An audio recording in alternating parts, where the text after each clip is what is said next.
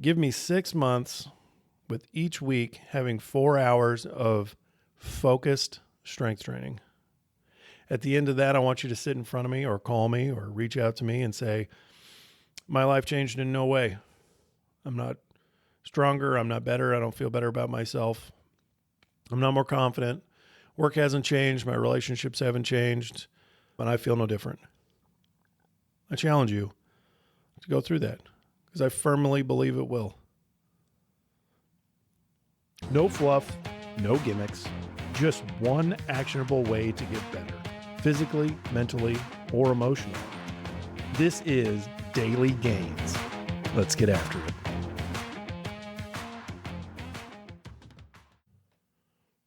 All right, welcome back to the Daily Gains.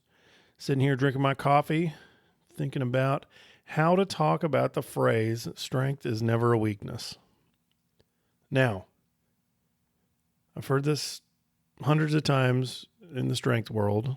I basically grew up listening to these guys talk about it. Mark Bell, Super Training TV, all those guys. But I want to lean into it just a little bit because I think it's important to understand why strength training isn't just an in the gym thing. It's a making my life better thing. So some people might say, hey, strength isn't all that. It's not even that important. I think lazy people say that. I do. Because listen to that same person's problems. Well, I got a bad back. Okay. Well, I got a bad knee. Okay. Well, I struggle sitting up straight in my computer because I'm at my desk all day long. And man, I'm just tired. I can't go to the gym when I leave. Okay. Or what I hear a ton is I have trouble chasing my kiddos around. They're just young. I wish I had their energy. Well, you could. You just choose to not invest in yourself and you won't have it if you don't. So let's go through a couple of those one by one because I want to make sure we understand the phrase, strength is never a weakness, and how we can apply that to our lives and why that should be written on our fucking foreheads and we should pay attention to it. So here's some examples. We'll just start with like a statement, and then I'll break down why strength helps that. Insulin-resistant individuals. We have a slew of those in America right now. More muscle mass equals better insulin sensitivity. That is a fact. If you're struggling with high glucose, high sugar in the bloodstream, and you don't work out, you are not helping yourself. Working out builds lean muscle mass. Lean muscle mass utilizes glucose. You're giving the system something to do with the sugar that's already there. Why not take advantage of that? Posture issues. I have several clients that come in, they work in front of a computer about, 8 to 10 hours a day, which sometimes I do, 8 to 10 hours a day in front of a computer. And their shoulders are slumped forward. They leave work and they go home and they play on their phone. Again, their shoulders are slumped forward. They're bending right at the midsection. They're hunched over. Their back hurts. They're tired. So they just go to bed. Well, let's talk about what the problem is. You have either long and underactive muscle groups in your back, traps, rhomboids, spine erectors, lats, or short and underactive. They just become tight and hold you in that hunched over forward position. The more we strength train and we use our back and we build those muscle groups up, the less effort we have to spend in holding our shoulders back and sitting in an upright position. It becomes normal. We add that stimulus into our life and we remove the negative, or at least counteract it. Another issue I hear is, I cannot keep up with my kiddos. I just wish I had their energy. You start working out, bud, you'll have it. You have to create the world that you want. If you want to keep up with your kiddos, invest in yourself so you can. It's not just going to show up one day and you'll go, I have endless energy today. I have endless strength. I can run around like my kids. No, the reason why your kids can run around like that is because they fucking run around like that. They spend that energy and time doing that thing, so they're good at it.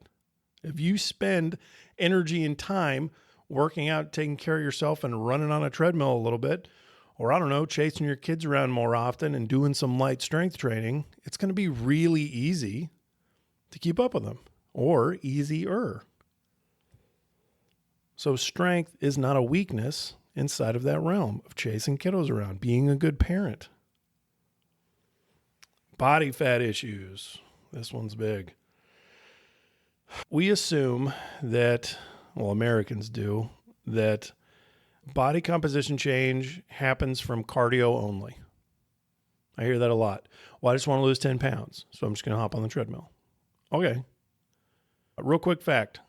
Cardio burns calories up to 12 hours later. Strength training burns calories up to 48. If you want to be efficient with your time, pick strength training over cardio all day long.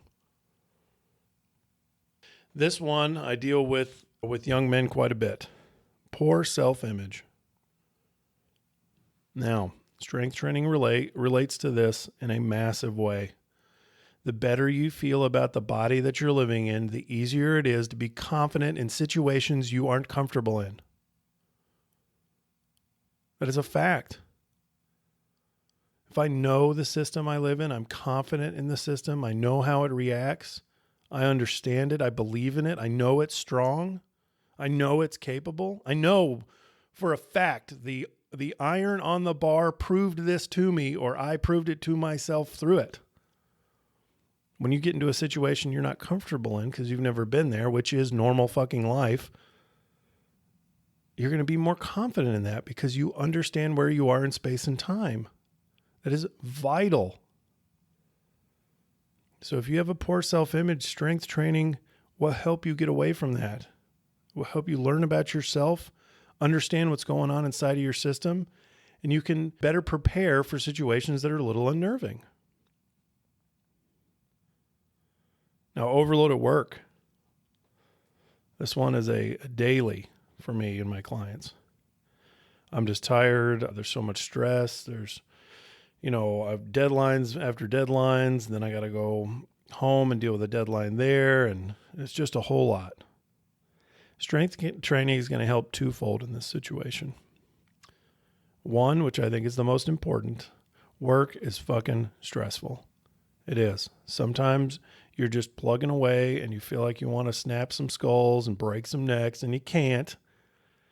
Or you just want to freak out and yell at somebody or smash your computer. You're not allowed to do that. But what you are allowed to do is go to the gym and throw around some iron. Not only are you allowed to do that, that shit's going to make you better.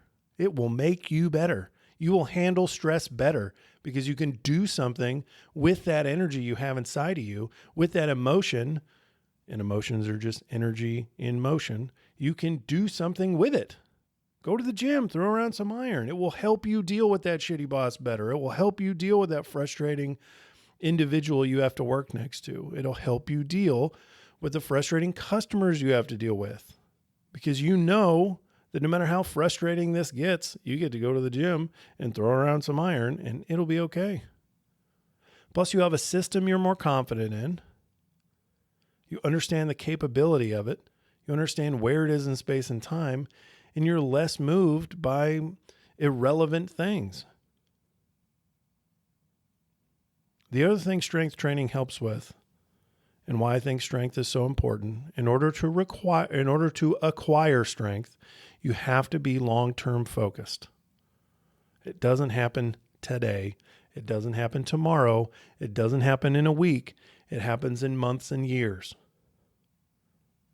The more focused you can be on building strength, the easier it is for you to go, you know what? I don't have that now in any part of my life. Say I don't have the relationship that I want. I don't have kids yet. I don't have the job title I want. But it's okay. I understand this is a long-term game, just like my bench press was, just like my squat was, just like my overhead press was. I made gains. I made results. But it took me 2 years to get where I wanted.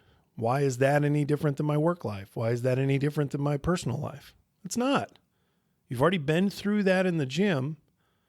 You've already built that strength with that delayed gratification, and you once you received it, once you acquired it, was so awesome that it's like, you know what?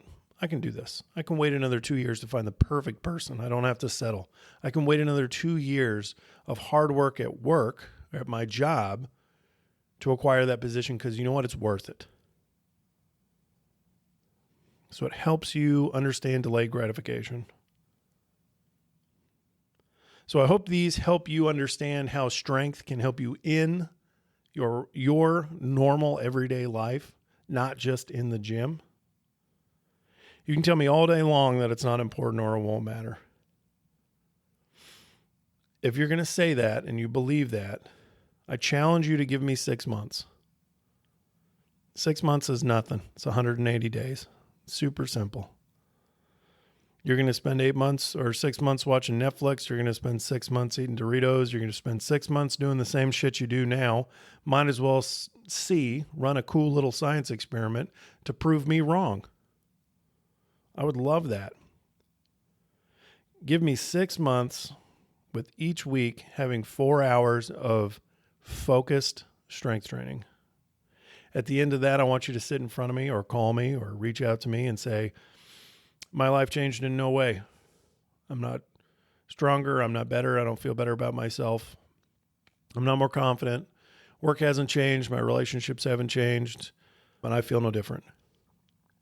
I challenge you to go through that because I firmly believe it will. Remember, strength is never a weakness. We all face obstacles, burnout, self-doubt, fear of failure. No one is immune to setbacks. Welcome to Resilience Roulette, where we take on real obstacles and break them down with real strategies. Let's see what's on deck today. All right, here we go again. Resilience Roulette. Let's spin the wheel of resilience. All right, landed on perfectionism. First off, perfect doesn't happen. Perfect isn't real. So to think that you can make something perfect, you're only making it quote unquote perfect for that second in time. Once everything else changes, because it does constantly every second, that might go away and usually does. There is absolutely nothing worse than chasing perfection in relationships, careers, and things like that, because it is very demoralizing because you're never going to reach it. So if we have this concept in our head that I'm going to make this perfect, you've actually signed up for failure. You've signed up to lose this battle. So I think the battle of perfectionism is more so a battle of reframing. Instead of saying, I'm going to make this perfect, let's say I'm going to give this my best shot, and I'm going to do this to the best of my ability, and then I'm going to release it out into the world. Because that's not telling yourself that there can be no mistakes. That's not telling yourself you have to be perfect or that you're not allowed to be human. The only way we fix things is by failing. And to think that you're going to somehow magically land on perfect and never fail, or not fail at that in some capacity, or not have something to improve on, that's insanity. I know elite athletes playing at the top of their game, number one draft picks, that they had to struggle hard with perfectionism, but understand completely now that it doesn't exist. They're just going to go out there and do the best they can, and that is what has gotten them there. Not being perfect, but being the best they can at the task at hand. So I think perfectionism has ruined a lot of things, careers, relationships, and so on. If you find yourself using the words, this is going to be perfect, or I'm going to be perfect at this, or this is perfect for me, reframe that a little bit. I'm going to be the best I can be in this situation. I'm going to be the best I can be at this moment at this task with this person. I'm going to be the best I know how to be. Because really, at the end of the day, that's as close as you're ever going to get to perfect. If you put all your time and effort and all of your energy into being the best at that, then it's okay if you fail. It's okay if you misstep or it isn't perfect, because you're not even talking about being perfect. You're talking about just being the best you can be. Want to carry the 1% mindset with you every day?